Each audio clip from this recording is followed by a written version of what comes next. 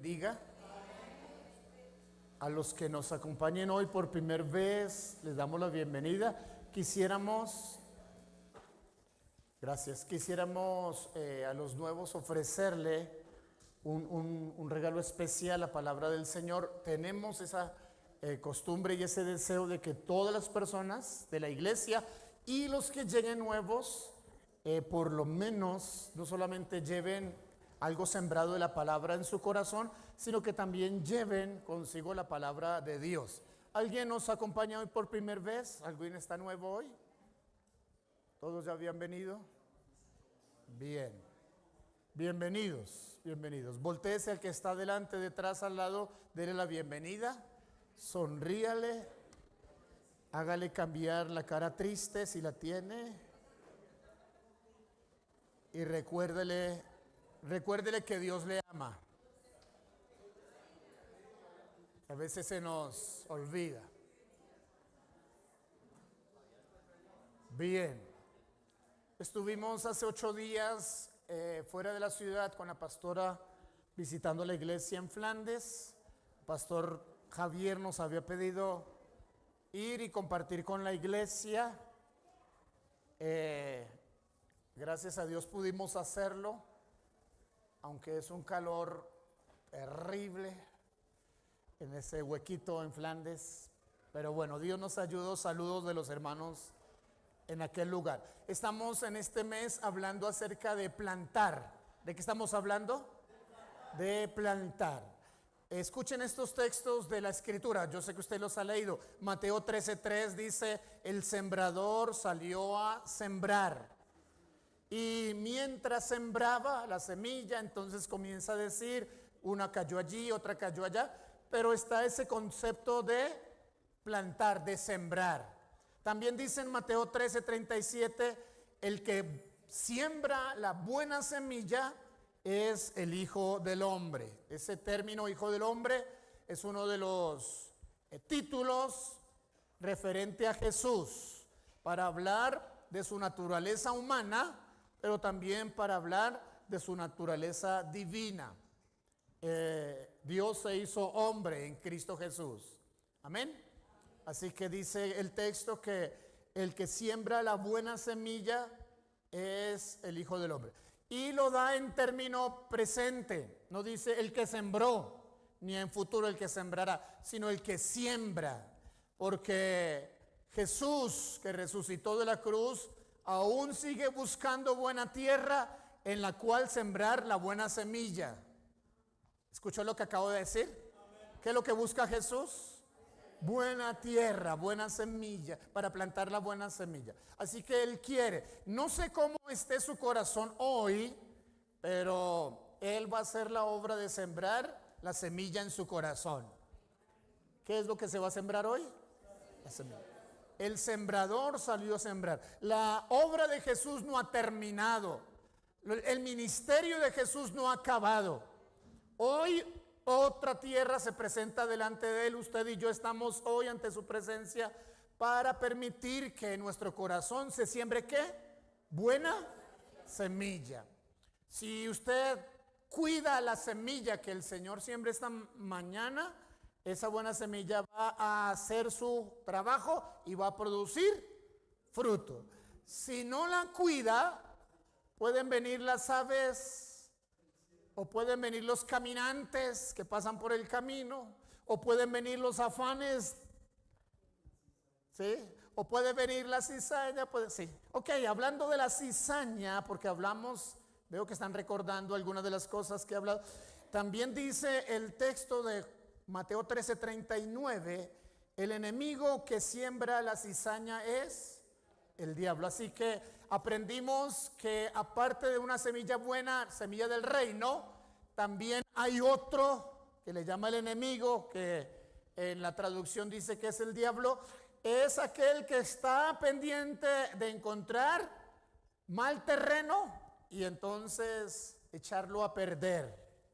Ahora, aprendimos con esa explicación de la semilla, la parábola de la semilla, que el diablo no escoge terrenos donde donde esté totalmente abandonado, sino donde el reino de Dios ha comenzado a crecer y entonces quiere en ese terreno sembrar la cizaña. Por eso a veces resultamos con problemas, con dificultades, porque nos descuidamos, dormimos, ¿sí? Espiritualmente nos despistamos y entonces le permitimos al enemigo sembrar en nuestro corazón cosas y entonces resultan problemas, enfermedades, discusiones, dificultades. Pero venimos otra vez a la presencia del Señor, estamos otra vez en su casa y hoy nuevamente hay buena semilla. ¿Qué hay hoy? Buena semilla. Lo que se está queriendo es que también haya buena tierra. ¿Alguien es buena tierra aquí? ¿Alguien es buena tierra aquí? Diga esto conmigo, diga esto. La palabra de Dios es la mejor semilla. Otra vez. Ahora añádele esto. Mi corazón es el mejor terreno. Ahora dígalo todo desde el principio.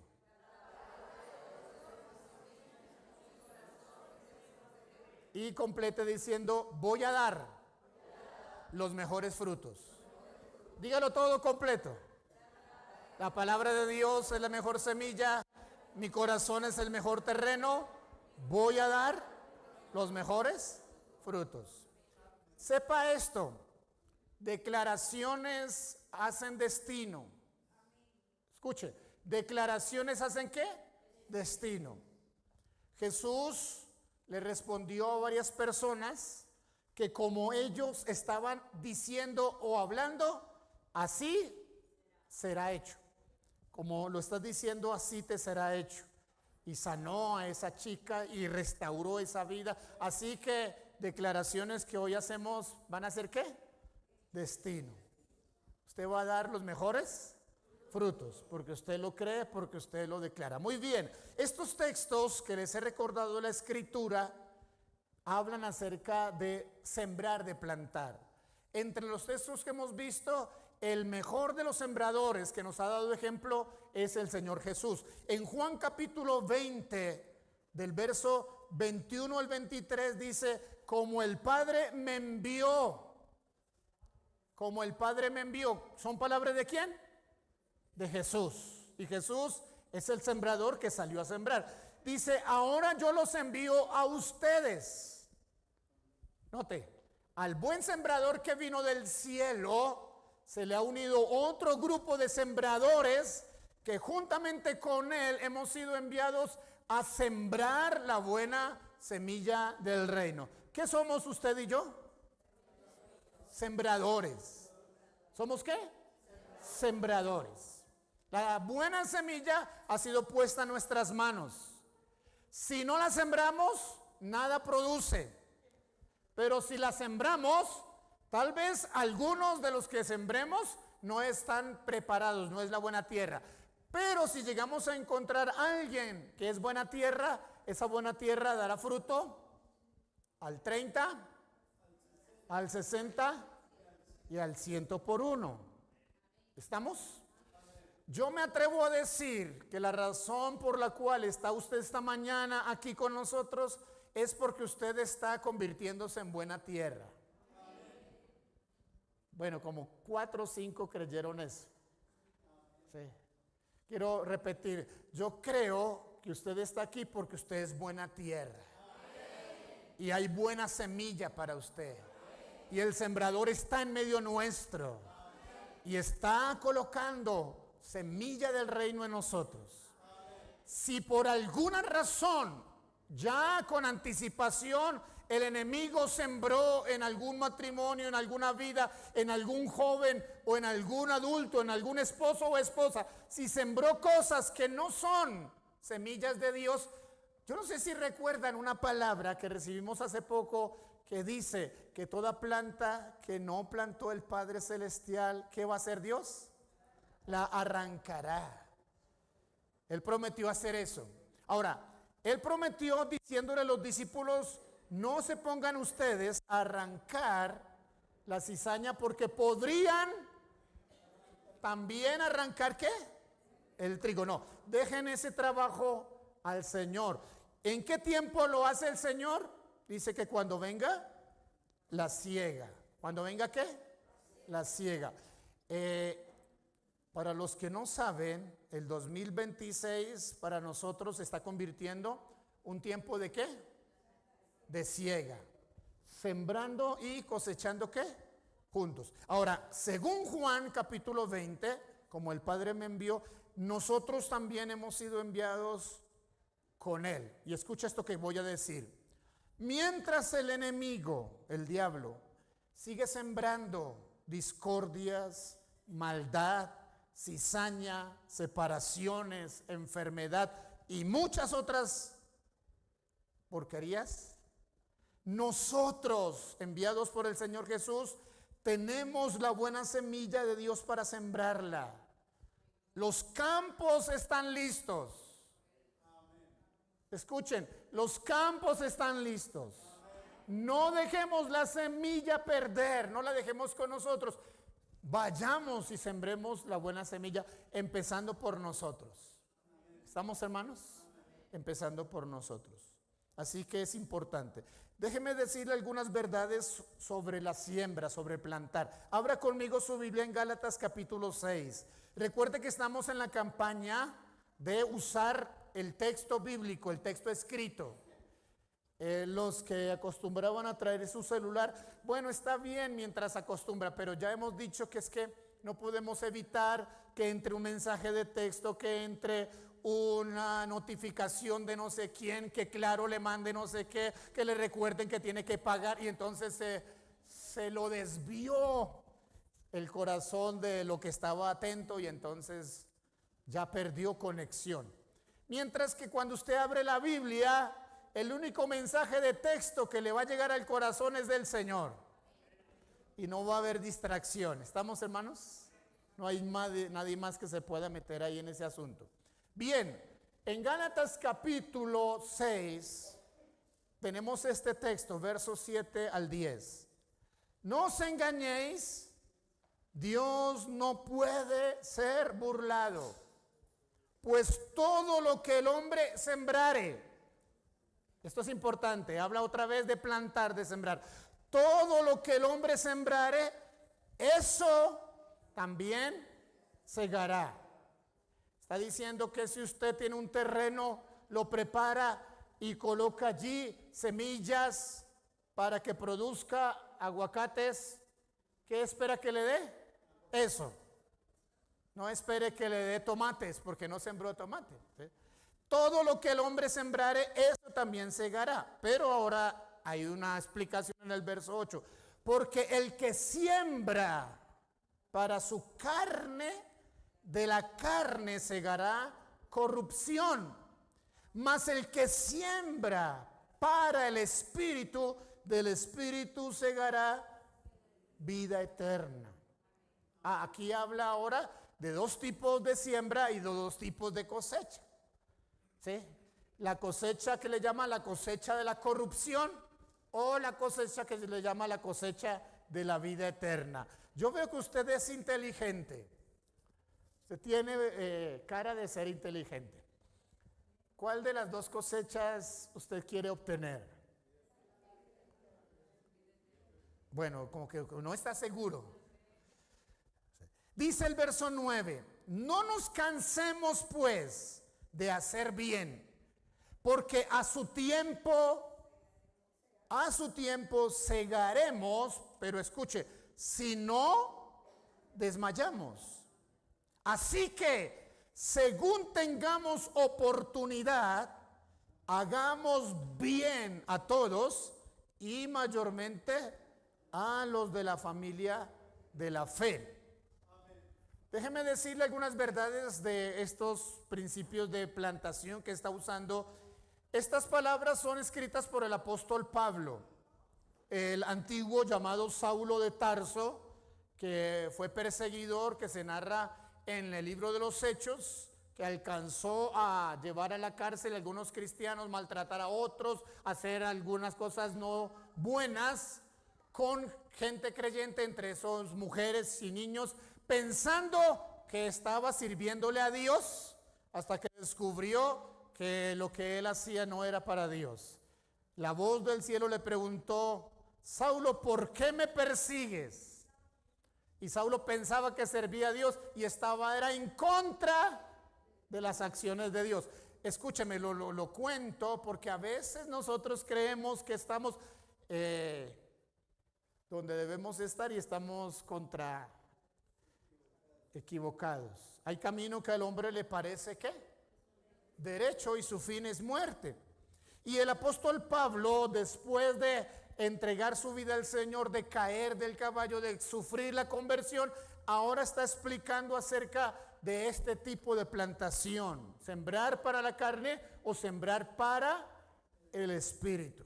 Ahora, déjeme, este texto que he leído por lo menos habla de 4 verdades. Se las menciono así rápido.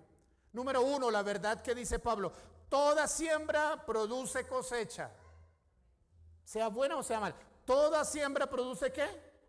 Todo lo que el hombre sembrare, eso también ¿qué?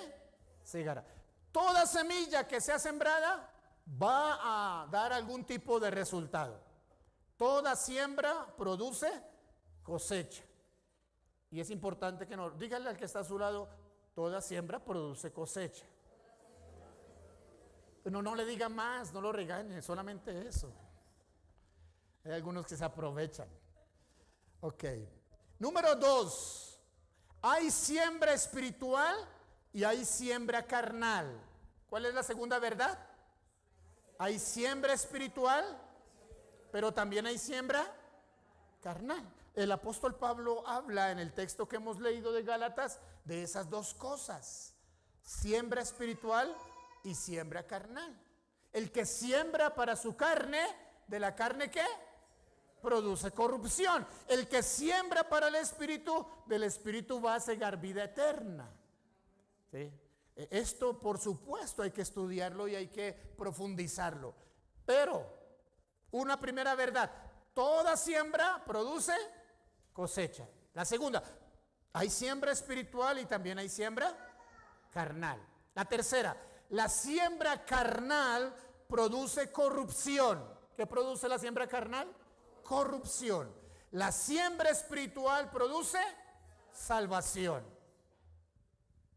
¿Está bien con esta tercera verdad? No está difícil. No está difícil, es fácil. 3 verdades. Toda siembra produce cosecha. Hay siembra carnal, hay siembra espiritual. La siembra carnal produce corrupción, la siembra espiritual produce salvación. Así que la conclusión número 4: debemos evitar cualquier siembra para la carne y debemos procurar sembrar para el espíritu. ¿Sí? Por eso dice como conclusión: no nos cansemos pues. Bueno, si sabemos esto, entonces seamos diligentes en sembrar lo que debemos sembrar y no sembremos lo que no. Ahora, ¿qué significará o qué significa sembrar para el espíritu? La frase que usa Pablo al decir: el que siembra para el espíritu obtiene vida eterna.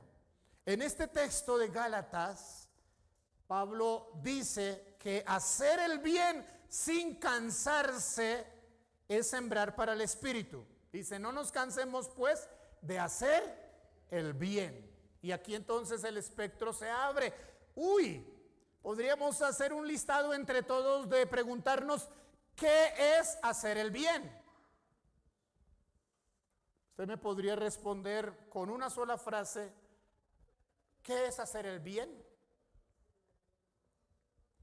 ¿Hablar mal de otro es hacer el bien? Ok, entonces, ¿qué es hacer el bien? Hable bien de los demás. ¿Qué más es hacer el bien? ¿Ayudar a otro es hacer el bien? ¿Sí? ¿A dónde debe invitar a otra persona? ¿A la tienda a sacarle lo poquito que tiene?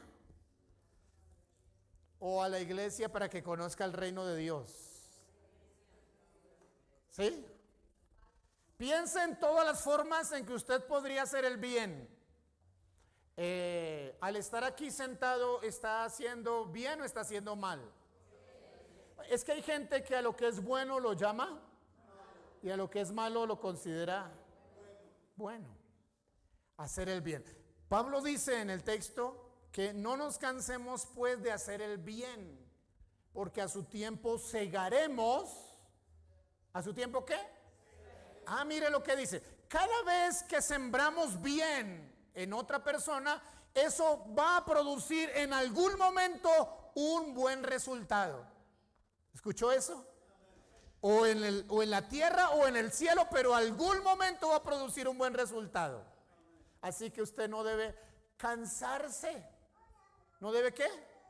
Cansarse de hacer el bien, porque es parte de lo que significa sembrar en el Espíritu. Entonces, en primer lugar, hacer todo tipo de bien es una forma de sembrar para el Espíritu. Hacer el bien significa evitar todo lo que es malo. ¿Cierto que sí? ¿Qué es hacer el bien? Evitar lo malo. Es decir, hacer el bien significa practicar los hábitos del reino de Dios. Recuerden que Jesús dijo: miren, no vivan los días afanados tratando de resolver qué comemos, qué vestimos, qué trabajamos, qué hacemos. Y no vivan los días así, porque si los animalitos que no trabajan en las empresas, que no están haciendo cola, que no están cumpliendo un horario, Dios la sustenta, nos pregunta a nosotros: ¿no valen ustedes más? ¿Escuchó lo que acabo de preguntar? ¿Usted es más valioso o no es más valioso? Sí, hermanos. Yo sé que estamos en el tiempo donde las mascotas y demás han pasado a tener gran valor y reemplazar hijos y demás, pero el principio del reino de Dios es que vosotros valéis mucho más. Es lo que la Biblia nos dice. Sepa que usted, como hijo de Dios, tiene valor sobre cualquier parte de la creación, y Dios quiere darle honra a su vida.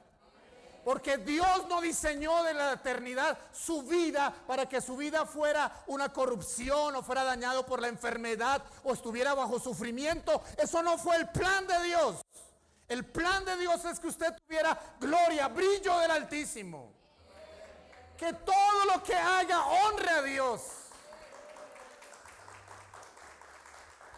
Dios diseñó nuestra vida con su imagen para darle gloria a Él.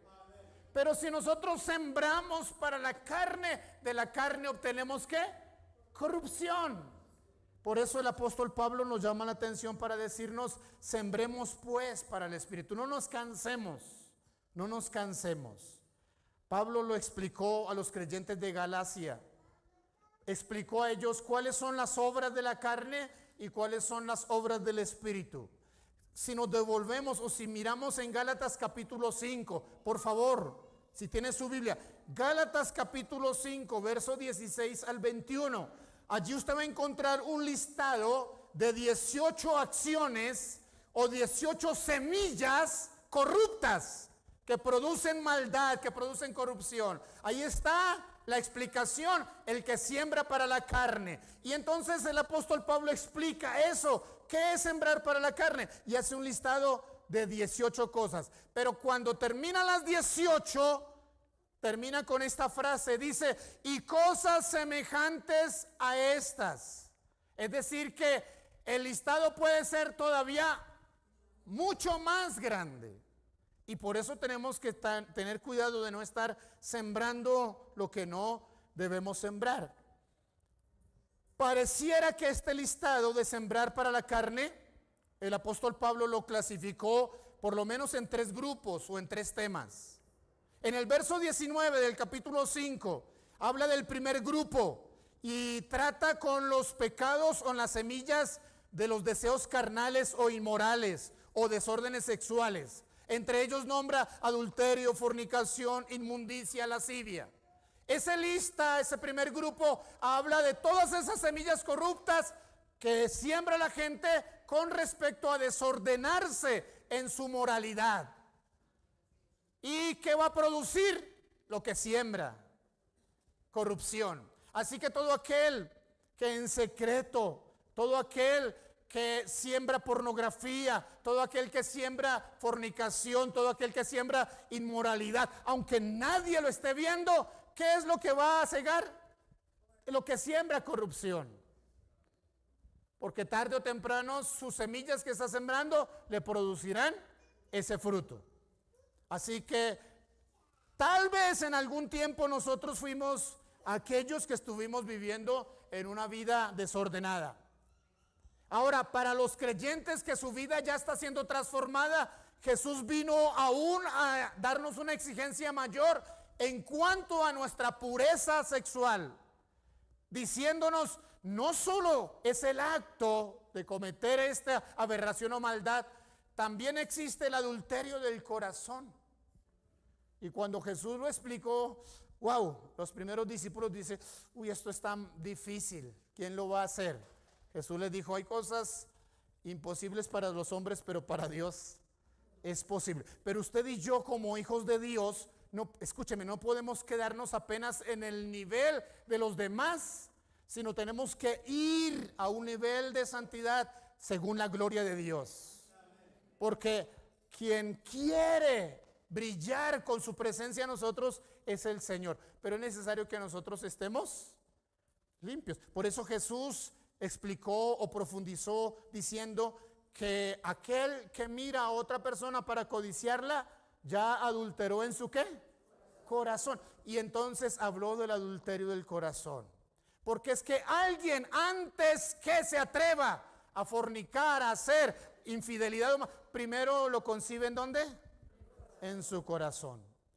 Igual alguien que quiera resolver ese problema de inmoralidad tiene que empezar primero ¿por dónde? Por su corazón. ¿Estamos, hermanos? Y este primer grupo, el cual habla en el verso 19, ¿sí? Y manifiesta son las obras de la carne. Y note que las primeras que nombra el apóstol Pablo allí, en el verso 19, habla de esos aspectos. Le llamamos los pecados del cuerpo. ¿Los pecados del qué?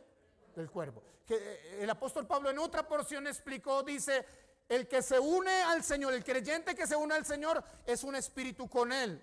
Pero aquella persona que se une a otra persona que no es su propia esposa, que es una ramera, se hace un cuerpo con ella.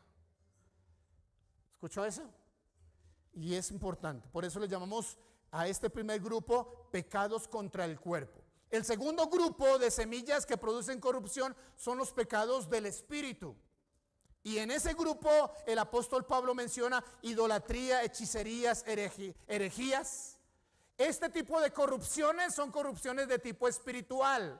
Cuando las personas se meten en asuntos de lo oculto, de lo demoníaco, prohibido por la escritura. Y entonces tratan de conocer su vida a través de los horóscopos, del medium, de la tabla, del que le leen no sé qué, el chocolate y el cigarrillo. Pero están sembrando semillas espirituales prohibidas en la escritura. ¿Y qué va a producir? Todo lo que el hombre sembrare, ¿qué? Eso va a cosechar. Entonces van a ser personas que van a estar con problemas de tipo espiritual. Le advertimos a una joven que su esposo falleció por una bacteria que contrajo en el hospital, y pues ella recién había venido a la iglesia y tratamos de ayudarla. Ella tomó la decisión de coger las cenizas y hacerle un espacio en su cuarto, y allí las tuvo más de 7 años, pero se le convirtió en un problema ¿qué? Espiritual, emocional. Todo lo que el hombre sembrare, eso. 7 años después volvió a buscarnos y a decirnos, pastor, necesito ayuda porque esto se me volvió un problema serio espiritual. Ni ella ni su hija podían dormir y pasaba una cantidad de cosas. Ahí está mencionado eso. Le llamamos a este grupo corrupción en el espíritu, trata con lo oculto, lo maligno, lo demoníaco. El tercer grupo son pecados del alma. Allí menciona el apóstol Pablo emociones, sentimientos, el cómo relacionarse con otras personas, y por eso habla de pleitos, celos, iras, contiendas, envidias, homicidios. ¿Sí? Entonces hablan del pecado ¿de qué? Del alma, este tercer grupo. Estos tres grupos conforman el ser humano. En Primera de Tesalonicenses capítulo 5 verso 23 nos hace un llamado a una santificación completa, es decir, a una limpieza en estos tres aspectos. Dice, y todo vuestro ser sea guardado irreprensible hasta la venida del Señor, espíritu, alma y cuerpo. ¿Qué parte de nosotros tiene que estar limpia? Espíritu, alma y cuerpo. Ahora, en Tesalonicenses el apóstol Pablo hace algo que no hizo cuando escribió a los Gálatas. A los Gálatas tuvo que hablarles primero de los pecados externos del cuerpo, después del alma, después del espíritu. Pero ya cuando enseña en Tesalónica cuál es el orden en la estructura humana, primero menciona al espíritu, después al alma y después al cuerpo, porque ese es el orden. No es primero lo carnal, lo primero es lo ¿qué? Lo espiritual. Pero entonces, ¿por qué a los Gálatas les habló primero de lo carnal? Ustedes los que han leído Gálatas saben que él dice, ustedes Gálatas que empezaron por el espíritu han terminado ¿en qué? En la carne. Por eso tuvo que hablarles, porque era su problema. Sembrar para el espíritu. Él nos llama espíritu, alma y cuerpo para ser guardados irreprensibles. Ahora, volviendo a Gálatas capítulo 5, en el verso 22, hace otro listado, otra revelación.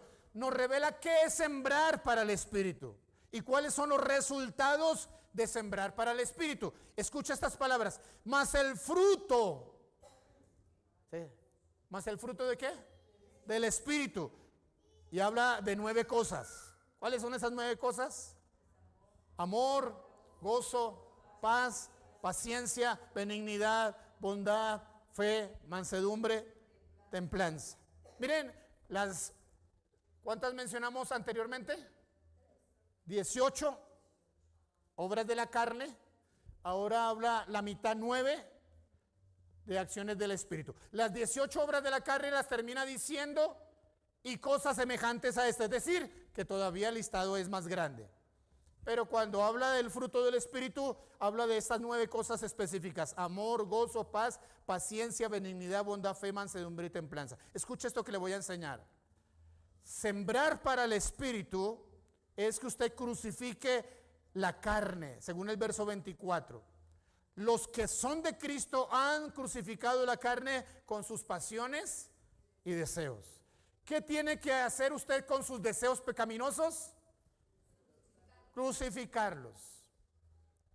No haga esto, por favor. No le pida a un hijo, ni le pida a la esposa, ni le pida a un vecino, ni le pida a la mamá, por favor crucifique mi carne. No, eso no lo haga. Porque otra vez, como los discípulos le dijeron, ¿quieren que arranquemos el trigo? Entonces la mamá, la esposa, el hijo se va a equivocar y entonces va a acabar con usted. Eso no se lo pida a otra persona. Sométanse a Dios y a la obra del Espíritu y Él va a enseñarle qué significa crucificar su carne. Escúcheme, hermanos. Todo lo que el hombre sembrare, de eso va a cosechar. El que siembra para la carne. Ya dijimos esos pecados que están agrupados en estos 3 grupos: pecados del cuerpo, pecados del alma, pecados del espíritu. Ahora dice el apóstol Pablo, pero más el fruto del espíritu, y hace estos 9 circunstancias, 9 características. Sembrar para el espíritu es crucificar la carne. Sembrar para el espíritu es la tarea que tenemos todos los días nosotros de vivir y andar por el espíritu. Sembrar para el espíritu es esas 9 características, esos nuevos resultados que habla allí el apóstol, esas 9 características, y esas 9 en conjunto, aquí viene algo importante, esas 9 cosas, amor, gozo, paz, paciencia, ¿sabe qué están describiendo? Describen el carácter de Jesús. Otra vez, ¿qué es el fruto del Espíritu? El carácter de Cristo. Y escuche entonces, llegamos a algo muy interesante. Llegamos a algo bien interesante. Si estas 9 características son el carácter de Cristo, entendemos por qué Pablo dice, hasta que Cristo sea formado en ustedes. ¿Cuál es el propósito? Hasta que Cristo, ¿qué? Sea formado en mí. Diga, en mí. En otras palabras, lo que quiere el Espíritu Santo es reproducir la vida de Jesús en su vida. En otras palabras, lo que dice Pablo es que el Espíritu Santo quiere reproducir en usted la vida de Jesús. Y entonces, ¿qué tiene que pasar con su vida? Escuche, para que la vida de Jesús se reproduzca en usted, usted tiene que desaparecer. Eso último no nos gusta y nadie se atrevió a decir amén. ¿Qué tiene que pasar para que Cristo se reproduzca en mí? Yo tengo que, ¿qué? Que morir, desaparecer. O es Cristo en mí, o soy yo en mí. ¿Estamos, hermanos? Algunos se atreven a tratar de hacer sociedad y el domingo son como Cristo, pero de lunes a sábado son como Él. Así no sirve, hermano. No nos va bien así. Esto es interesante. El Espíritu Santo quiere reproducir.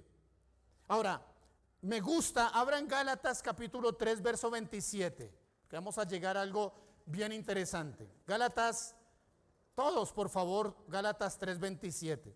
Si ve que la persona que está a su lado no tiene Biblia, por favor, haga una obra espiritual, déjele leer la Biblia. Déjeme leerle desde el verso 26. Pues todos sois hijos de Dios por la fe en Cristo Jesús. ¿Qué somos? ¿Por qué somos hijos de Dios? Por la fe en Cristo Jesús. Y ahora mira el verso 27. Porque todos los que habéis sido bautizados en Cristo, de Cristo estáis revestidos. Uy, esto es lindo. Esto es súper especial, tenemos que entenderlo. Uno, para que los que no se han bautizado digan, vea, yo todavía me visto de mí mismo. Y debo desvestirme de mí para vestirme ¿de quién? De Cristo. Todos los que han sido bautizados han sido revestidos ¿de quién? De Cristo. Ya dijimos que las 9 características del fruto del Espíritu, amor, gozo, paz, paciencia, benignidad, bondad, fe, que están en contra de las 18 obras de la carne: fornicación, adulterio, inmundicias, herejías, ¿sí? Pleitos, celos, contiendas, todo eso. Obras de la carne o obras del Espíritu. Las obras del Espíritu es el carácter de Cristo que Él quiere formar en mí. Y entonces ahora me dice en Gálatas que si somos hijos de Dios y hemos sido bautizados en Cristo, de Cristo estamos ¿qué? Revestidos. Revestidos. Ese término revestirse es como si cada prenda que usted tiene externa e internamente, cada una de ellas corresponde a esas 9 características mencionadas en Gálatas 5. Entonces, nos vestimos de Cristo, no sobre nuestro vestuario, el yo, sino habiéndonos despojado de nosotros. Por eso el apóstol Pablo dice, ya no vivo yo, mas Cristo vive en mí. Compréndalo, por favor. Pablo está diciendo, Saulo de Tarso no existe, ya no vive, ya no está, ya lo enterraron, ya se murió, no está, desapareció. Ahora quien realmente vive es Cristo en mí. Por eso se atrevía a decirle a otros, imítenme a mí como yo estoy imitando a Cristo Jesús. Que todavía es algo que seguramente no podríamos nosotros, pero estamos en ese trabajo. Mire, sembrar para el Espíritu es Cristo viviendo en mí. Dígalo. Sembrar para el Espíritu es Cristo viviendo en mí. Hermano, qué gran privilegio nos está concediendo Dios a nosotros los creyentes hoy. Yo pensé durante mucho tiempo, me hubiera gustado ser uno de los 12 o de los discípulos de los 70 que fueron seguidores de Jesús cuando Él vino a la tierra. Me gustaría haber estado viviendo en ese tiempo para haberle seguido, para haberle escuchado de manera directa. Sí, hermosísimo, para ver los milagros que Él hizo. ¿Cuántos de ustedes hubieran querido vivir esa época? ¿Esa época sería mejor que la de ahora? No, quiero decirle que no. Mire, los 12 apóstoles experimentaron caminar junto a Cristo. Pero hoy el apóstol Pablo nos dice que es posible que ahora Cristo viva en mí. No solo que yo le pueda acompañar a Él, sino que ahora Él reproduzca su vida en mí. Y eso yo lo considero un gran privilegio de Dios, al cual la Biblia le llama la gracia de Dios. ¿Qué es la gracia de Dios? Que Él, viendo que soy débil, barro, insuficiente, decida habitarme a mí para reproducir su vida en mí, y eso que es débil, eso que es malo, eso que es corrupto en mí, no vuelva a aparecer más. ¿No le parece maravilloso? Lo es, hermanos. Así que Cristo viviendo en mí es lo que Pablo trata de explicar, el fruto del Espíritu, amor, gozo, es lo que llama sembrar para el Espíritu. Cuando Cristo vive en mí, escucha esto, cuando vive Cristo en mí, cada día puedo agradar a Dios. Todo lo que yo haga agrada a Dios. Fascinante, maravilloso. Eso es interesante. ¿Sí? Jesús dijo, el cielo, cuando Jesús estaba bautizando, dijo esta frase: este es mi hijo, ¿qué? Amado, en el cual tengo complacencia. Cuando Cristo vive en usted, la voz del cielo se repite para decir: este es mi hijo amado en el cual tengo complacencia. Y si usted dice: vea, yo soy un hijo de Dios, que todo lo que hago hace sonreír y agrada al Padre Celestial, perfecto, ya sabe cuál es el propósito de su vida. Amén. Por eso la descripción del apóstol Juan: es necesario que yo mengüe, pero que Él, es necesario que yo desaparezca, pero que Él aparezca. ¿De qué se trata la vida cristiana? De que usted un día se busque a sí mismo, no se encuentre, sino que cada vez que se busca, ¿a quién encuentra? A Cristo. Maravilloso, ¿verdad? Va al espejo cada día antes de salir y no se ve a usted, pero ve a Cristo al otro lado del espejo. Termina cada día, le da gracias a Dios y ve a Cristo. Eso es lo que el Espíritu Santo quiere producir. La siembra en el Espíritu, el tipo de vida. Vivir o que Cristo viva en mí significa que yo vivo triunfando sobre el pecado. ¿Escuchó? Hubo un tiempo en el que el pecado hacía conmigo lo que le parecía. Me manejaba como se le antojaba. Pero ahora, Cristo viviendo en mí, no es así. Ahora, como Él ha vencido, ahora soy vencedor también. ¿Estamos, hermanos? Vivir en el Espíritu, vivir para el Espíritu, es vivir cada día triunfando sobre el pecado. Vivir Cristo en mí significa vivir con autoridad sobre los demonios. ¿Cómo es? Vivir con autoridad sobre los demonios.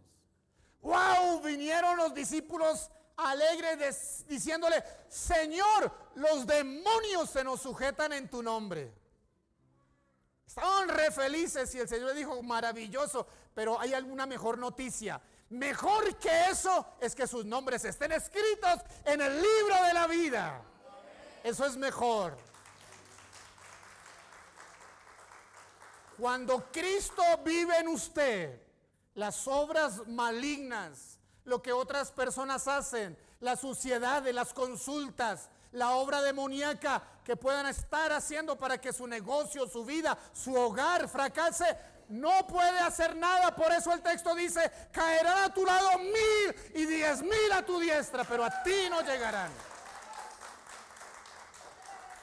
Cristo viviendo en tu vida.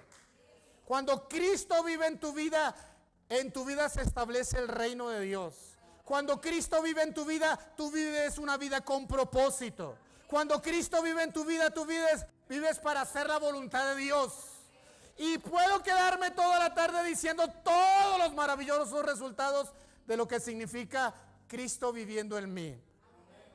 Cuando Cristo vive en mí, la mejor versión de Omar desaparece. Tiene que aparecer la versión de Cristo. Y entonces nuestra manera de hablar, nuestra manera de actuar, nuestra manera de ser es conforme al Hijo de Dios. Ser seguidor de Cristo es eso: convertirme en Cristo viviendo en mí. Los que son de Cristo han crucificado sus pasiones, sus deseos. Pablo termina la frase diciendo: y lo que ahora vivo en la carne, o sea, en el cuerpo, lo vivo en la fe del Hijo de Dios, el cual me amó y se entregó a sí mismo. Palabras que describen la experiencia de un hombre que fue homicida, que fue religioso, que fue malo, pero que fue transformado con el poder de Dios. La buena obra que Dios empezó o está empezando en usted, quiere el Señor perfeccionarla. Pero por favor, no nos cansemos de sembrar para el Espíritu, porque el que siembra para el Espíritu segará ¿qué? Vida eterna. Pero si usted siembra malas palabras, si usted siembra celos, si usted siembra grosería, si usted siembra pornografía, si usted siembra corrupción, ¿qué va a obtener? Lo que siembra, mi hijo. Porque todo lo que el hombre sembrare, de eso también segará. El apóstol Pablo no se quedó con el aspecto malo de las obras de la carne. Le reveló a la iglesia de Galacia que había algo mejor, extraordinario. Y es el Espíritu Santo revistiéndonos, wow, ese término me encanta, revistiéndonos de Cristo. Me gusta cuando en el libro de los Hechos de los Apóstoles los religiosos se reúnen para ver qué hacemos con estos cristianos. Ya Cristo murió, resucitó, pero ahora estos siguen. Y sabe que el texto de Hechos dice que estos religiosos sabían que esos realmente habían estado con Jesús. Es decir, se les notaba en su forma de ser que a la vida de ellos se había transferido la vida de Jesús. Ahora ya no perseguían a uno, ahora ya tenían que perseguir a 12 y después tenían que perseguir a 3,000 y después a 10,000, y hubo un momento en que dijeron no. Y alguien les dijo: miren, si ustedes están persiguiendo a estos, podrían estar persiguiendo a Dios mismo. Ya hemos perseguido a otros y sus corrientes se han acabado. Que no nos hallemos persiguiendo a Dios, porque si esto que hacen estos hombres es de Dios, no hay nada que lo pueda acabar. ¿Creen eso, hermanos? ¿Creen eso, hermanos? Yo leí eso en texto de Hechos en estos días y me alegré. Esta es lo que Dios quiere hacer con nosotros. ¿Cuánto están hoy deseosos que Cristo viva en usted? Pero tengo que decirle completa la noticia: usted tiene que morirse. Usted tiene que desaparecer. Su carne tiene que ser crucificada para que Cristo viva en usted. Cierre sus ojos, no se ponga en pie todavía. Cierre sus ojos. Medite en la Escritura. Medite en la palabra. Pablo dice: ya no vivo yo, mas Cristo vive en mí. Amado, amada de Dios, el deseo del Espíritu Santo es que tú puedas llegar al día que digas: Cristo está viviendo en mi vida. Yo no vivo más, yo desaparecí. La mujer llena de amargura, de dolor, afrentada, violentada, ya no existe. Ahora está la hija de Dios, en la cual Cristo brilla con su gloria. El hombre adúltero, borracho, grosero, dejó de existir. Ahora Cristo vive en mí. Ya no vivo yo, Cristo vive en mí. Usted toma la decisión esta mañana de decirle: Espíritu Santo, produce en mí, reviste mi vida de Cristo. Te necesito. Si esa es su petición, si ese es su deseo, todo lo que debe hacer es póngase en pie donde está, levante sus manos y haga una oración donde le diga: Señor, quiero morir a los deseos de mi carne. Quiero que mi carne